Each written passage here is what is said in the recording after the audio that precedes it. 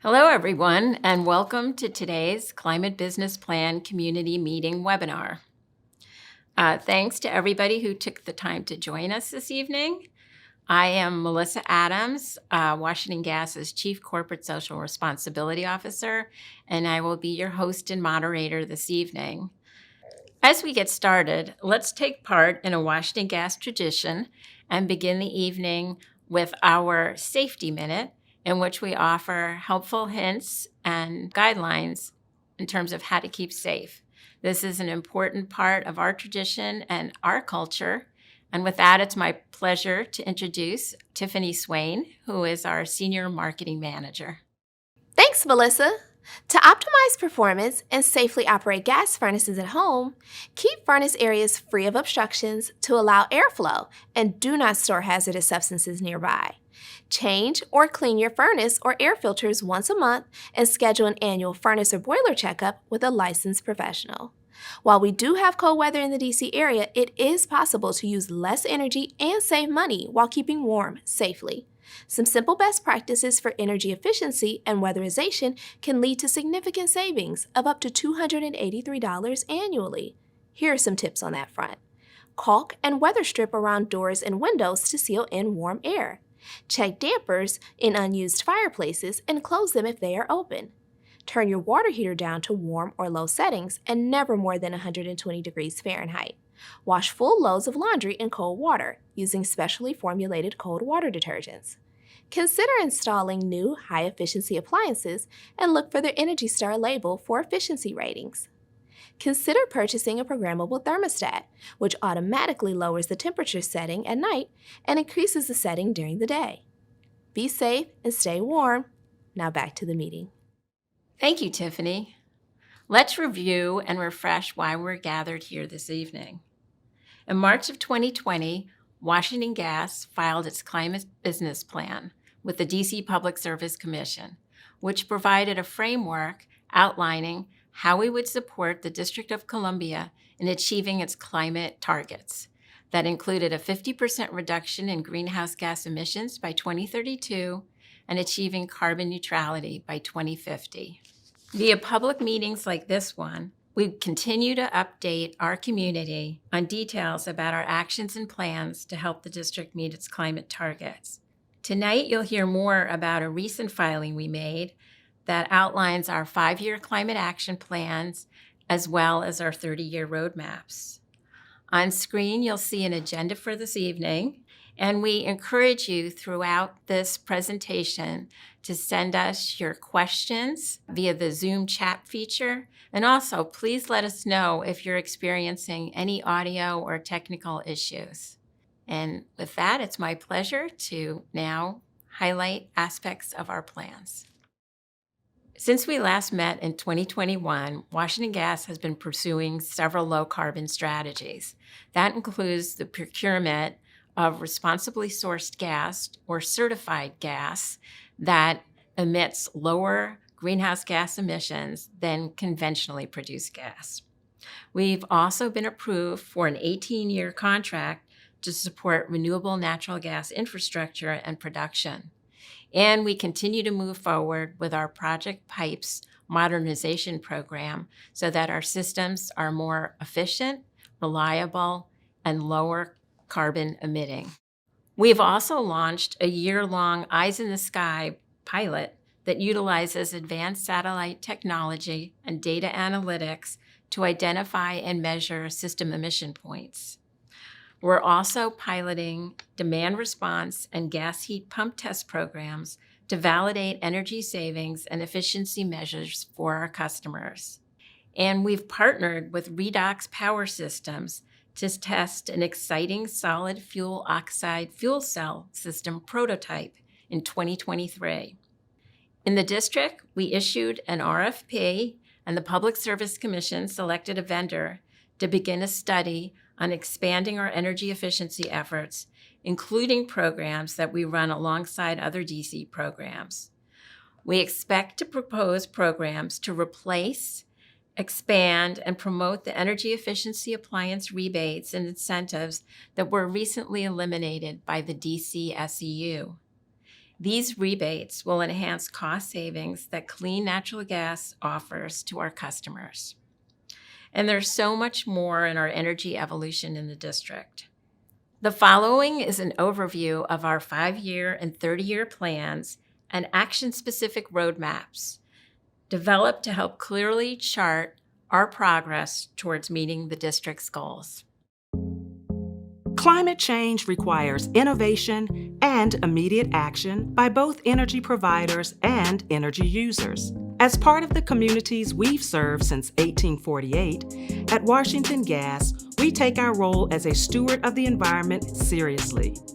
That's why we've developed the Climate Change Action Roadmap to support the climate goals of the district as we work toward a decarbonized and more sustainable future. In December, we submitted Part 1 of our plan to the district's Public Service Commission. These efforts will chart the course of actions for our 12 initiatives or roadmaps that span the full 30-year effort.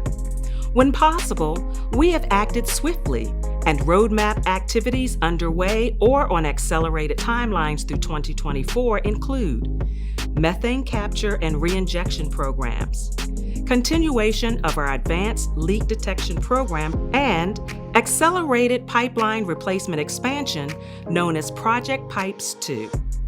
In mid-January 2022, we submitted Part 2 of the plan, which envisions a practical and integrated energy ecosystem of the future, one that employs a multi-fuel mix of renewable and low-carbon sources, with the introduction of hydrogen after much preparation and careful planning.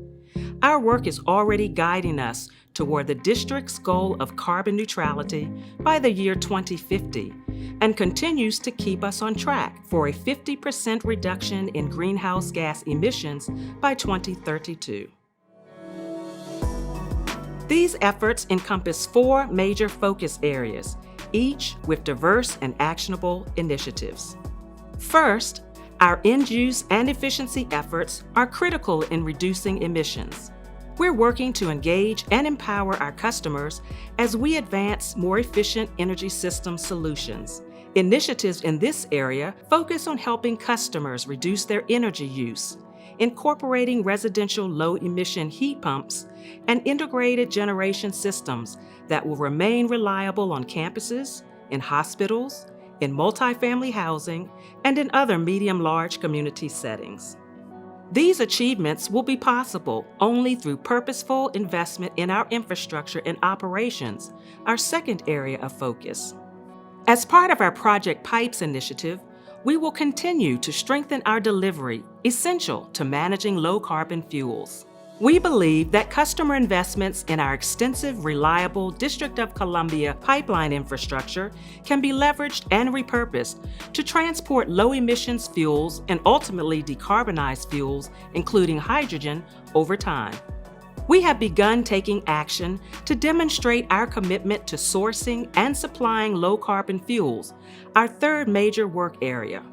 Washington Gas is ready to take on new opportunities to diversify our supply with greater resiliency, all at a lower cost than single-source energy can provide.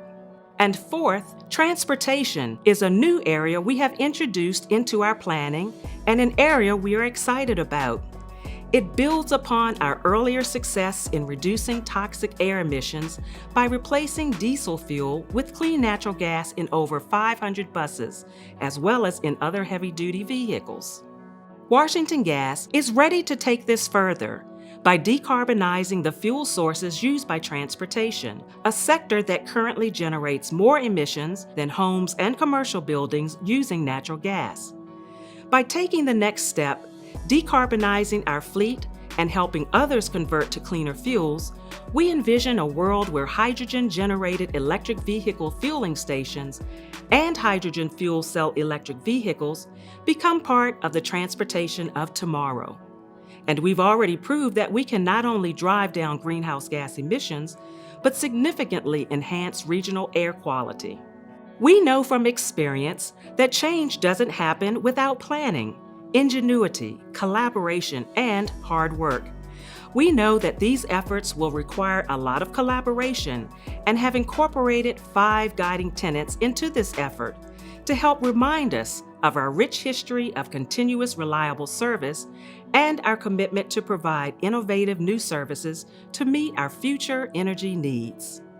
Additionally, to take on these 4 focus areas and 12 roadmap initiatives strategically and inclusively, Washington Gas is working closely with policymakers, regulators, customers, and others. Creating a strong policy framework of requirements and incentives will be essential in implementing each initiative. And through all this, we center the importance of customers and their choices in our future. Together, our stakeholders will guide our decision-making and ensure all voices are heard. We are ready and eager to make the climate change action plans and roadmap initiatives the active core of our climate business plan as we commit to decarbonization over the next 30 years and beyond. To find out more about our climate change actions and plans, please visit WashingtonGasDCClimateBusinessPlan.com. Thank you.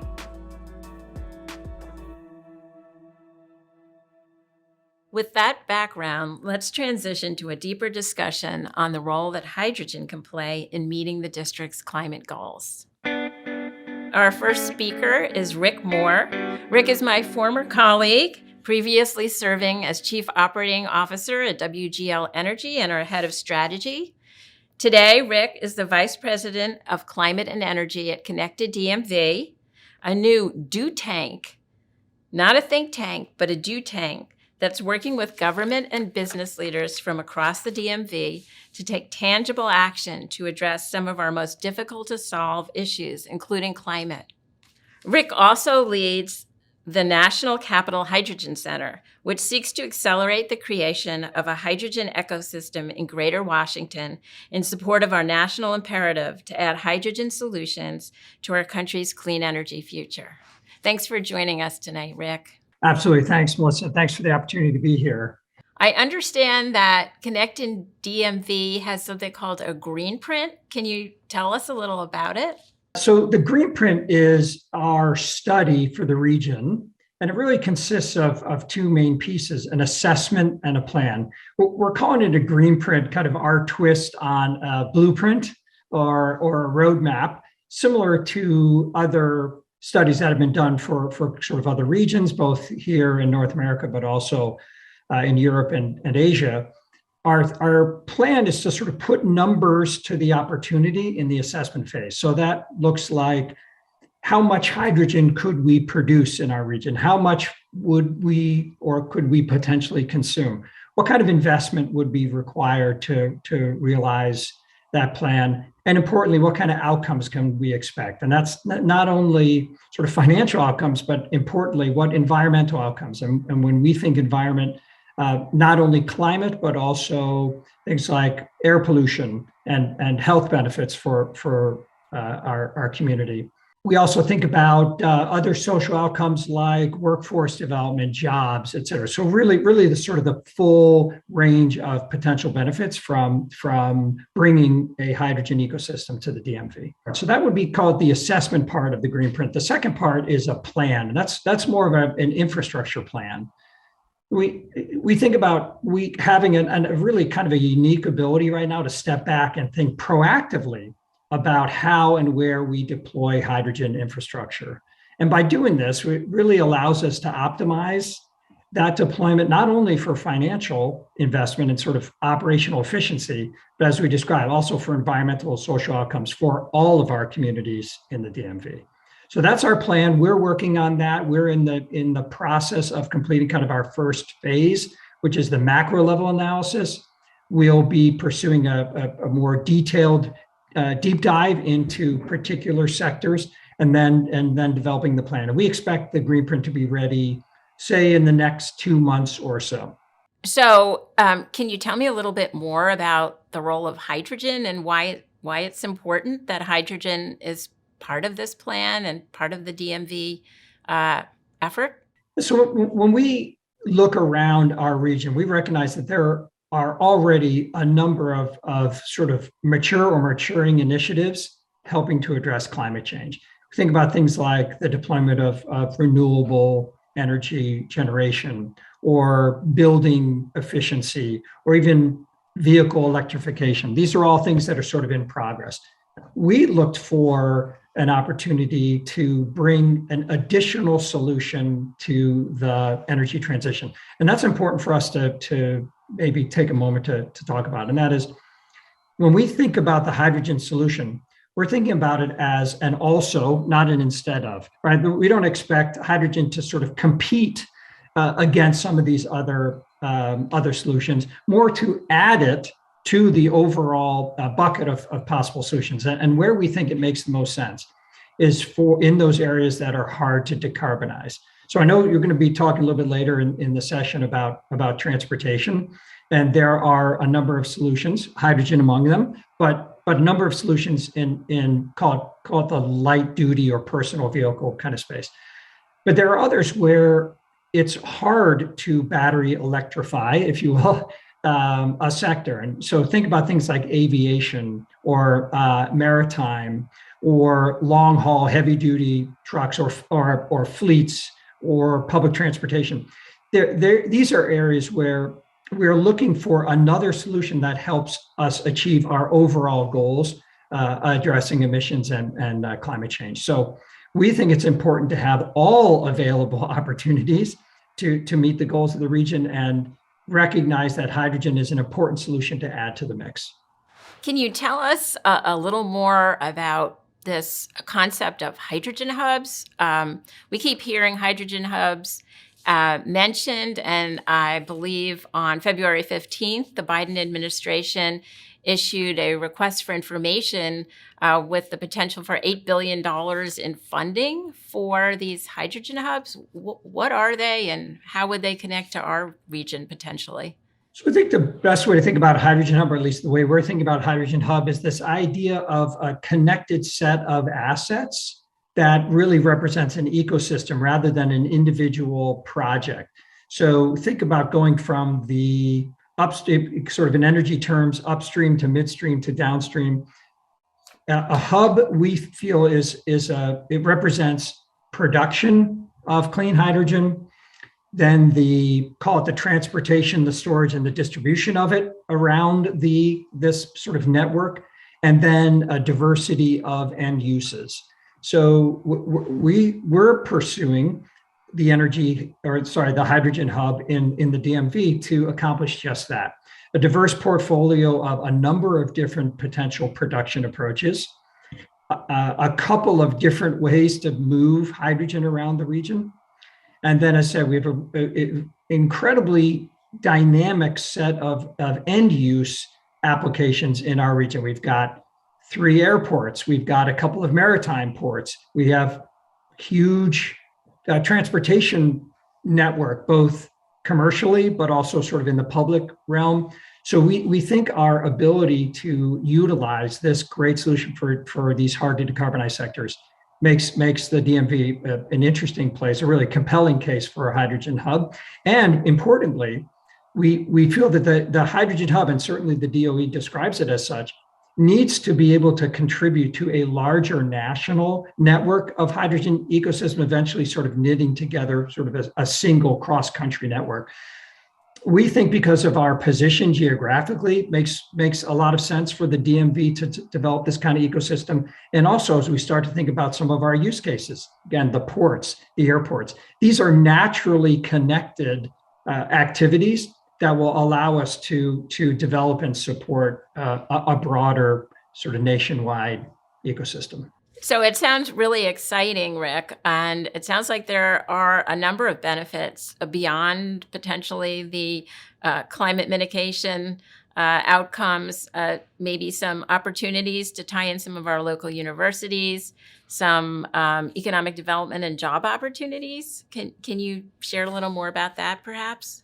You talked about jobs. Clearly, we'll have a need for several different types of skill sets that some of which are beginning to be developed, not only in our region, but nationally, but others that are really at the start of it. So we'll have an opportunity to sort of be at the front of training a new workforce for the hydrogen solution. The benefits also, I think, can include things like economic development, right? If you've got a hydrogen infrastructure in your region, that certainly can and should attract those kinds of enterprises that will want to utilize that sort of clean energy infrastructure for their own commercial activity. Certainly, we've got with the federal government and defense and intelligence installations, we have another sort of consumer that wants to be thinking about this clean energy transition and want to make sure that's available. So we've got a number of benefits, I think, as you say, that are companion to the environmental and health benefits, because there's a real opportunity for continued uplift in our region. And you mentioned the universities. We're in close collaboration with a number of regional universities. I think there's a great opportunity, not only sort of in the research area, but also in the kind of preparation for this new economy in conjunction with their work. Well, thanks so much for your insights, Rick, and for your leadership in trying to achieve our region's climate targets. So appreciate everything you and DMV and the Hydrogen Hub are doing in this space. Thanks again, Melissa. Our next speaker is Jason Hanlon, Director of Technology Development for the Center for Transportation and the Environment, or CTE, which is an Atlanta-based nonprofit that develops and manages advanced technology transportation projects focusing on energy efficiency and environmental sustainability. Jason is responsible for technical projects and programs for CTE, which typically include development of electric hybrid, and fuel cell vehicles and associated fueling infrastructure. So Jason, can you tell us a little bit more about what are the advantages and drawbacks of battery electric vehicles versus, say, a fuel cell electric vehicle? Sure. So they're both zero emission, which is kind of the biggest point to deploying these vehicles.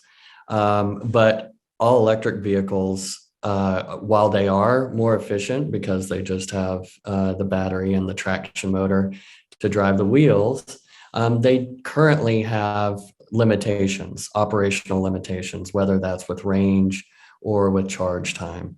So in a lot of cases, a lot of fleets will need more energy on board the vehicle and faster fueling times. And so for those fleets, and those are typically truck fleets, Class 8 drayage trucks, Class 8 trucks, vocational trucks that are, serving more of a regional focus, as well as potentially have a lot of time where they're idling or providing power for tools and other things.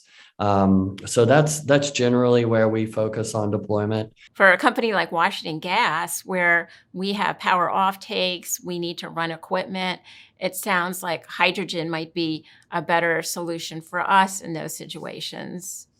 Is that what I'm hearing you say? I mean, it really depends on the use. It does depend on use. And yeah, I think, of course, you want to look at what those demands are and what those duty cycles are. But yes, in Washington Gas's case, you have crew trucks that have a lot of tools on board. So they're carrying a higher payload, but they're also, for instance, going to fix gas lines and sitting there and using equipment, pneumatic tools that can be that can be provided. Compressed air can be provided from the vehicles, from the fuel cell vehicles, and in order to power those tools with fuel cell vehicles and be able to power them longer and meet all of the customers' needs within the area. So what I'm hearing you say is there's a role for EVs, and we see that right now, a great expansion in the market and the vehicles available, especially on the passenger side, but that may not always be suitable for medium and heavy duty vehicles? Exactly. And I think the industry and the OEMs and integrators of these vehicles have really focused for fuel cell applications in the higher energy demand environments, like Class 8 trucks, like semis and buses and things like that. But I think in the medium duty space, there's probably a mix of needs, and so I think we will certainly see a lot more providers and OEMs focused on providing fuel cell versions of those trucks. And that's what we're looking to promote and do, especially with Washington Gas, and potentially doing a pilot to prove out and show that these vehicles are needed in these types of applications and are beneficial and do provide value and meet the operational needs of the fleet. And as I understand it, maybe you can share with us some of these vehicles. Again, they are self-generating. They produce their own power as they drive. Can you tell us a little more about that? Yeah, basically, I mean, that's the fundamental difference in a fuel cell vehicle and an all-electric vehicle. In addition to that electric drivetrain, you're basically adding stored hydrogen in tanks or vessels, and that hydrogen is used in it by a fuel cell and converted to electrical energy power to power the batteries. But they can also be used to provide power to auxiliary loads and power takeoff needs that can be used with tools to power tools in the case that we previously talked about, or it can be used for resilience and provide backup power during emergencies, disasters, wildfires, or just outages. So they provide value beyond just being able to serve customers, but can also provide a value to the community as well, which is a big focus point, not just for transit fleets, but also for utilities, to be able to provide that added value, which is great. Interesting. So if the power was out, you could still depend upon your hydrogen fuel cell to transport you maybe away from disaster or to safety or something like that. Yeah, I mean, these vehicles are currently being used for evacuation needs, and so this just adds one more level to be able to provide power to shelters that may not have generators, or the generators are typically slow to respond. Or slow to get to a site. So these vehicles can already have that capability on board. So they can show up, plug in, and connect to facilities, to shelters, to any other kind of loads that are needed in the area. So a dual purpose, really. Yeah. No, they are dual purpose. And where fuel cell vehicles provide a much bigger benefit than EVs. EVs can do this as well. I mean, you could provide and then, have an inverter on the vehicle and be able to provide DC power out or AC power out. But the difference is fuel cell vehicles have so much more energy on board because they do store the hydrogen, which is an energy dense fuel by weight. And so you can utilize that extra energy. Not only that, if the power is out, you can't recharge the vehicle. You can't take it back and recharge it. However, if you have stored hydrogen, you can refuel those vehicles with hydrogen, even in an outage, and be able to, continue to respond to that need. Well, thank you, Jason. Fascinating. I really appreciate your sharing your knowledge and expertise with us. Thanks for having me, Melissa. Our final speaker today is my friend and colleague, 𝗟cie𝘄-𝗖𝗿𝗶𝗃. Malik is our Senior Vice President for Strategy and Innovation, and he joined us about 18 months ago, coming in with a very deep background in consulting, energy, and utilities. We're delighted to have him. Washington Gas is a natural gas delivery company. So how does it envision incorporating another fuel source? And why is this important to the district? Hydrogen is a versatile fuel source that can be used in many different ways and can be produced in many different ways. What we are looking at is actually helping deploying hydrogen to decarbonize several uses in our territory. For instance, hydrogen can be used to decarbonize our own pipeline supply, can be used as a fuel in transportation, particularly in heavy-duty trucks, medium-duty trucks, and transits. It can also be used to produce power. So these are the things we are thinking about, starting with pipeline blending sometime in future. What is clean hydrogen? Clean hydrogen is an interesting term. As I said before, hydrogen can be produced in many different ways.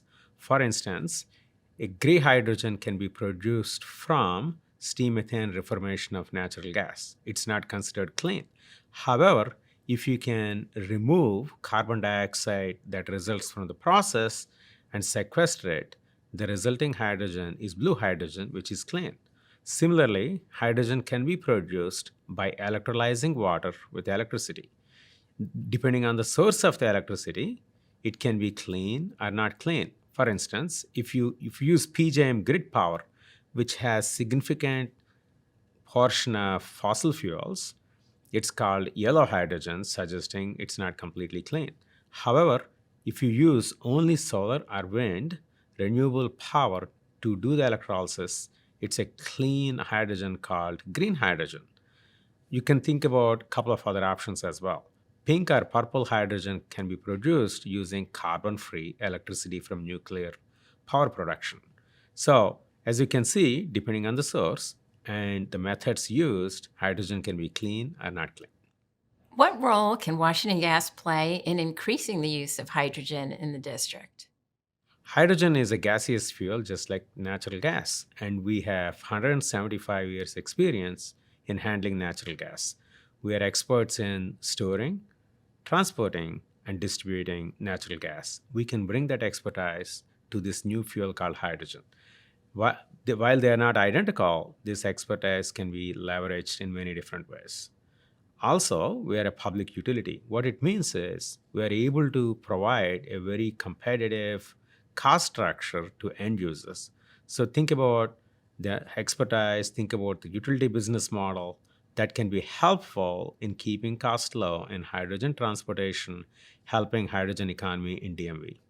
And what would you say the company's near-term focus is in the hydrogen space? How do we get started here? It's twofold. Hydrogen is still a new fuel.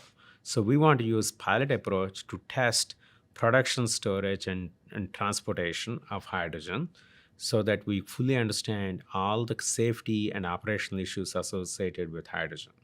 So with that in mind, we are envisioning pilots in using our own fleet, testing hydrogen fuel cell vehicles, maybe fuel cell to test power production. And we also want to have local community and companies participate and expand our pilots. A second focus area is leveraging infrastructure bill funding to help broader hydrogen adoption in DMV. For instance, the infrastructure bill has $8 billion set aside for hydrogen hubs. So as part of regional consortium, you heard comments from Rick just a few minutes ago, we are part of Connected DMV's hydrogen efforts. And using that as a vehicle, we're trying to identify and partner with several folks in hydrogen ecosystem. So that's also a significant focus area for us. What are the next steps for Washington Gas in terms of blending hydrogen into its infrastructure? Hydrogen has significantly different physical and chemical properties compared to natural gas. So we want to take a very thoughtful and methodic approach to this to make sure we fully understand the safety and operational profile of this very new fuel. So we are taking 3 steps. First, we are working with a series of national labs, utilities, and industry groups such as GTI and participating in high blend projects so that we can understand as a large group all the safety and operational aspects of hydrogen. The second aspect is actually designing a series of pilots so we can actually practically test hydrogen blending works in practice, make sure all the kinks are worked out, and it's fully safely integrated into our system. Last, scale up in a way that preserves our affordability. As you probably know, clean hydrogen is not cheap, it's pretty expensive. But with recent hydrogen funding and interest from investors and industry, we expect costs to come down. So as we scale up, we want to pay attention to affordability issues so that we integrate hydrogen not only in a safe, operationally efficient way, but also in an affordable way. Thanks, Malik. Lots of good work and lots more to do. Indeed, lots to do. Thank you for the opportunity. So thank you, panelists. And with that, I would ask all of our panelists to please unmute and restart their video. And we will begin taking questions from our audience and attendees. I see we already have a question coming in. One of our attendees asked, will the PowerPoint presentation be available to the commission staff? And so the answer to that is yes. It will be available to the staff, the commission, and all interested parties.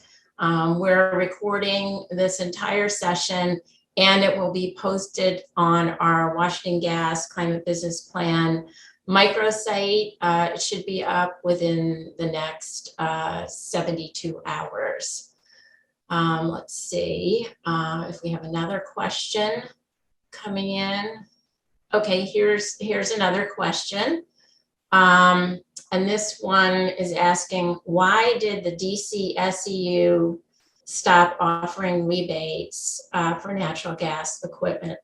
And so that is a very good question. I think it was puzzling to us, and I think it came, actually, we have been notified that it came as a big surprise to many regional contractors and builders who were depending on those rebates to help customers save energy and save money. So when we became aware of it, I know some of my colleagues presented, I think it was to the 𝗟𝗂 advisory board, indicating that the elimination of those rebates would actually be counterproductive, in that rather than replacing a failing or aging gas appliance with a more efficient appliance, because of the expense for all appliances that tend to be more efficient,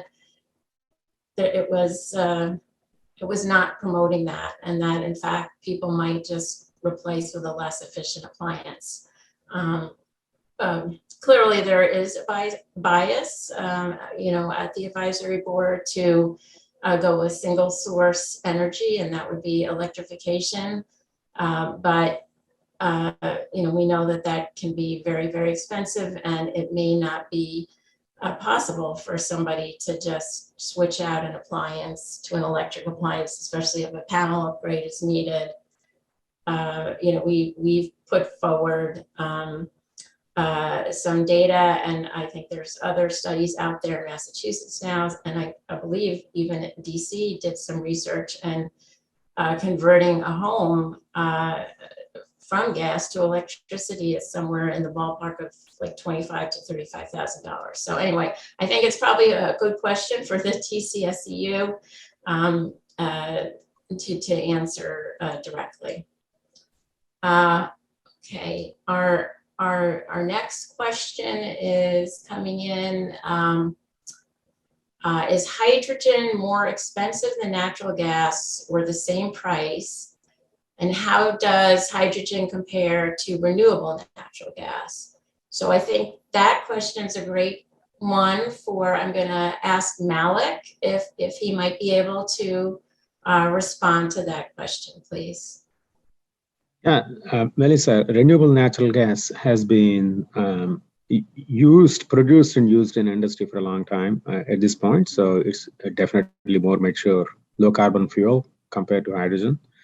Hydrogen is in very early stages. It's produced in small batches, so the cost is relatively high. But what we expect over time with DOE federal infrastructure bill funding and hydrogen hub creation and incentives for electrolyzers, we expect costs to come down. We're also seeing significant investor and industry interest, which also helps bring down electrolyzer cost over time, because as the world adapts electrolyzer manufacturing. So I think currently RNG has the price advantage, but we do expect in next 5 to 10 years, hydrogen become competitive on per energy unit delivered. Okay, and as I recall in the climate business plan itself, we sort of anticipated that set of circumstances where we saw electrolyzers really becoming increasingly less expensive in the future. And so accordingly, our plan in terms of large scale hydrogen additions, that really doesn't take place until the 2040s. But what's new is that we see a really interesting role for hydrogen in transportation. And thank you for sharing that, Malik, earlier today, and as well as Jason and Rick. Okay, let's see. Moving on to our next question. Here's one. Will WGL provide incentives for fuel cell electric vehicle adopters, similar to how Pepco and other electric utilities offer rebates for battery EV and charging infrastructure deployment? So I'm thinking that's a good one for Malik. We may be a little early, but that's a really interesting question. Yeah, so far, I mean, it's very early. We expect the FCEV adoption to take place in medium duty and heavy duty markets, as opposed to battery electric vehicles, which started with passenger cars, right? So currently, I don't believe any incentives do exist that we can offer that have to be funded by either regulatory mechanism or federal funding mechanism. But it's a rapidly changing market. There are a lot of people looking into this. So in future, we may be able to offer things like that, but it may take time. I think Jason may have a view. He works closely with California market. I do understand they have some incentives. Jason, you have any further comments? You are closer to transportation market than I am. Yeah, so in California, most of the vehicle incentives are in the form of voucher programs and similar to some other states. So for commercial vehicles, both fuel cell and electric vehicles, on-road and off-road, there are voucher programs. And those programs are oversubscribed. Those are for the medium and heavy duty truck space. So on the vehicle side, most certainly, the other forms of subsidies are really just to subsidize the fueling stations to the point where they can be deployed, and we can and the vehicles as well, just so that we can start to see the scale that we need to in order to reduce costs for the customers.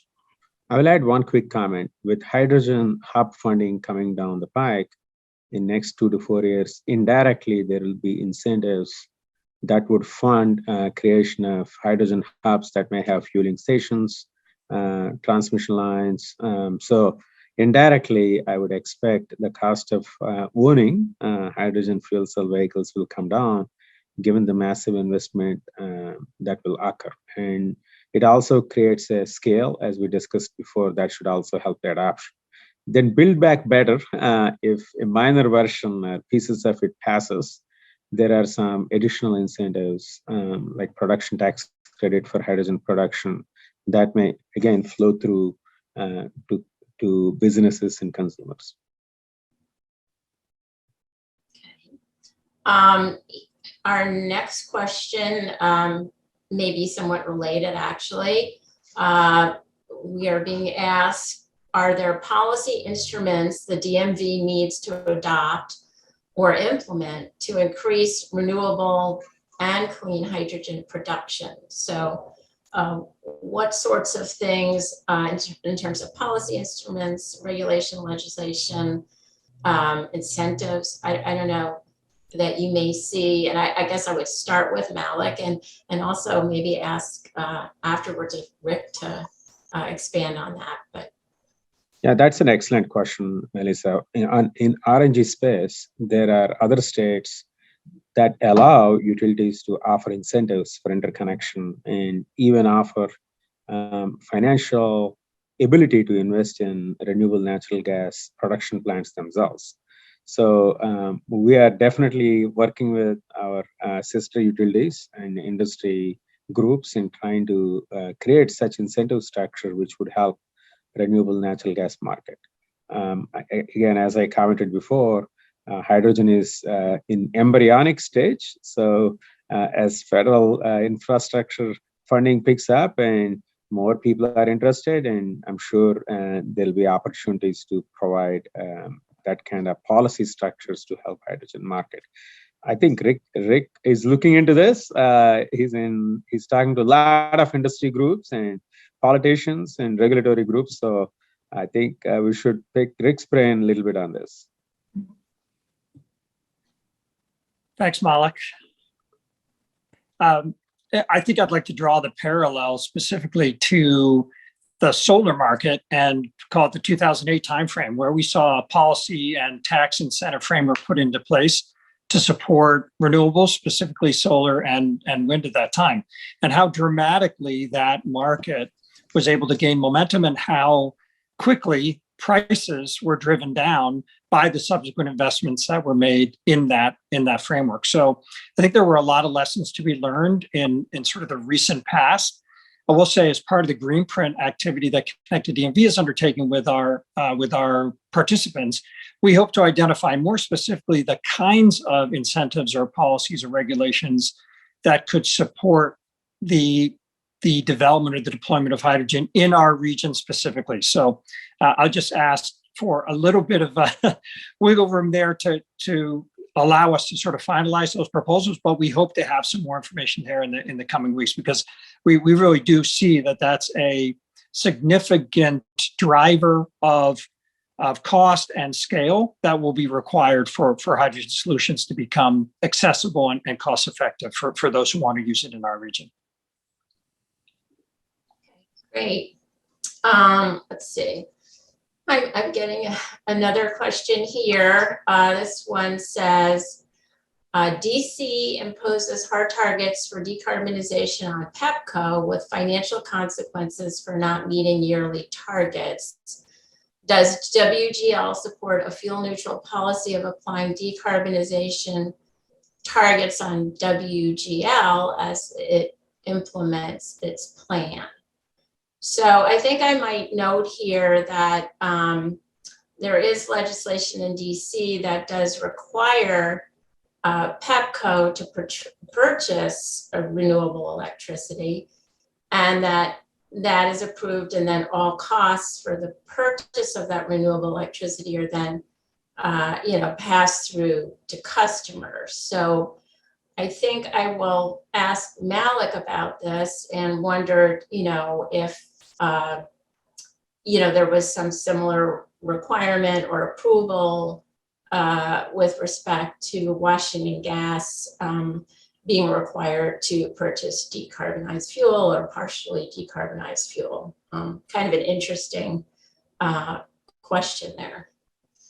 So Melissa, if we look beyond DC and look at Western states like Oregon and Washington, there are some clues on how to answer this. So just like PEPCO is, if there are hard requirements imposed on PEPCO, that it's a two-sided coin. They also get the ability to recover either expense or investment through their rate cases. And we would need both, right? So you cannot have one without other. So if there are multi-fuel approach and we're allowed to decarbonize and actually required to decarbonize I would anticipate we would need some kind of regulatory framework to recover those investments and expenses. Of course, as a public utility, we value affordability, so we will do our best to provide decarbonization as cost effectively as possible, so we can balance clean energy constraints and requirements with affordability for our customers. Thank you. I see we are getting another question coming in. Who pays for the conversion of a home from gas to electric? And I think that this might be, perhaps based on maybe one of the earlier questions, or this, sort of bias towards thermal electrification for homes, or interest in that. So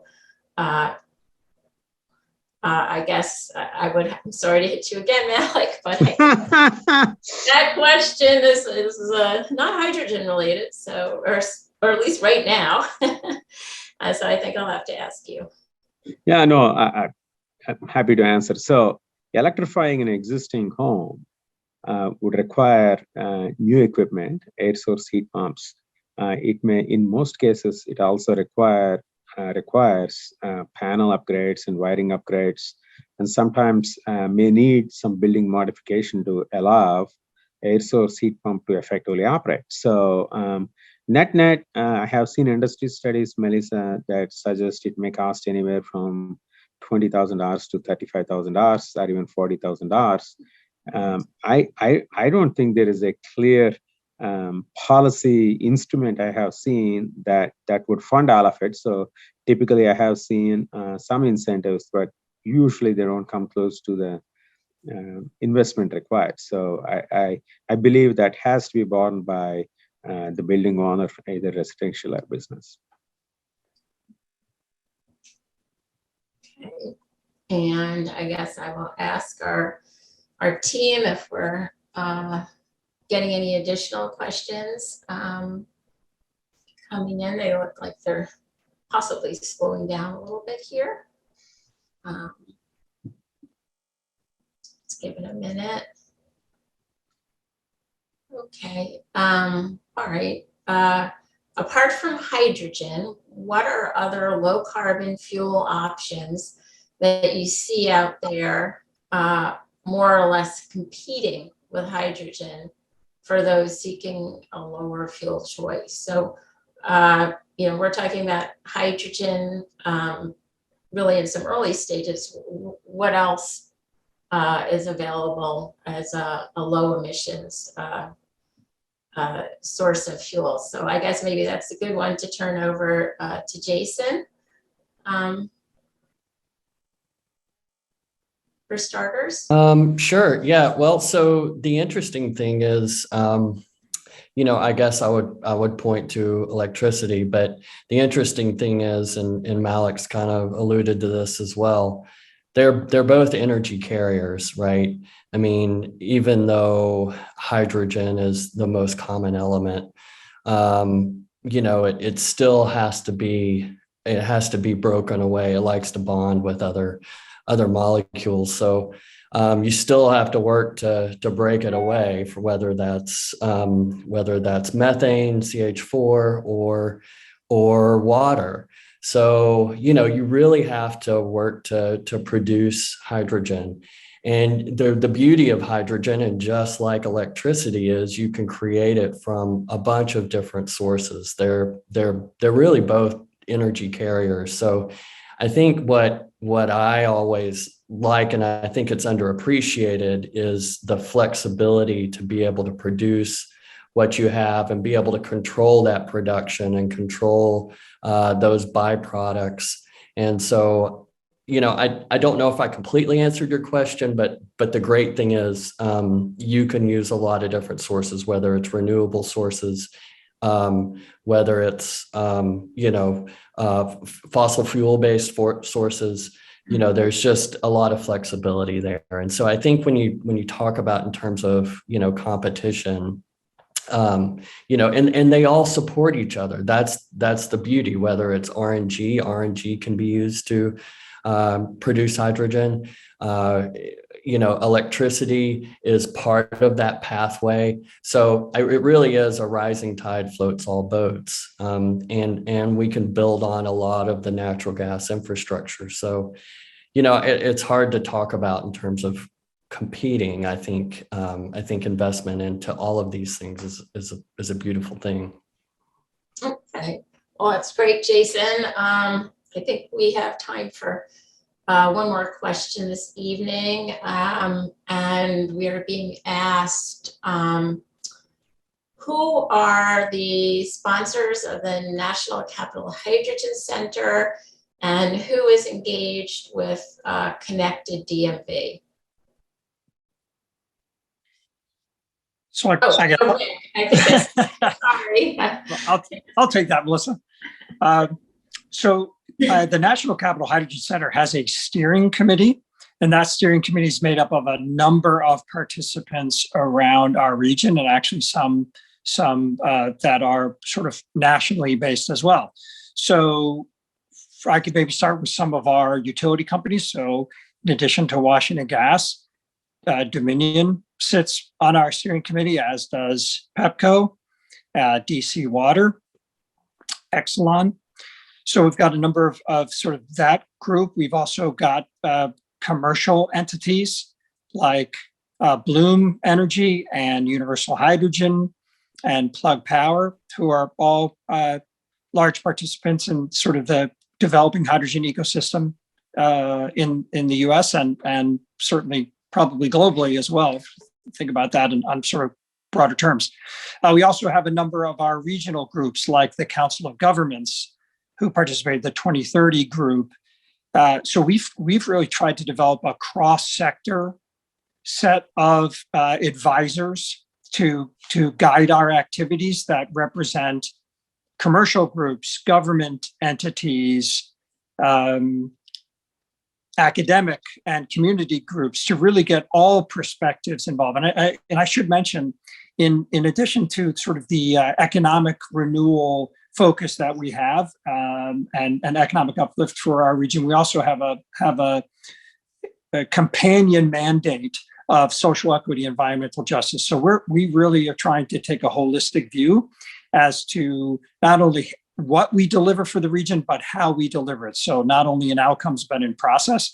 And that group of advisors help provide a sort of a broad range of perspectives to help us accomplish that. And we'll just put in a plug. So our full set of steering committee members can be found on the National Capital Hydrogen Center's website. Okay, well, thank you, Rick. And that brings us to time. I would like to thank everybody for participating tonight, listening in. As I mentioned, we'll have a full recording on our website within the next couple of days. And we will also be reaching out to you with a thank you and a very brief survey inquiring about maybe other topics you'd like to learn more about in the future. So again, thank you so much for your time, attention, and engagement. And we will certainly be back in touch and be reconvening as we must and will do about every 6 months. So see you in the summertime, if not before. And thank you again so much for joining us. Thank you, Malik. Thank you, Jason. And thank you, Rick. Good night.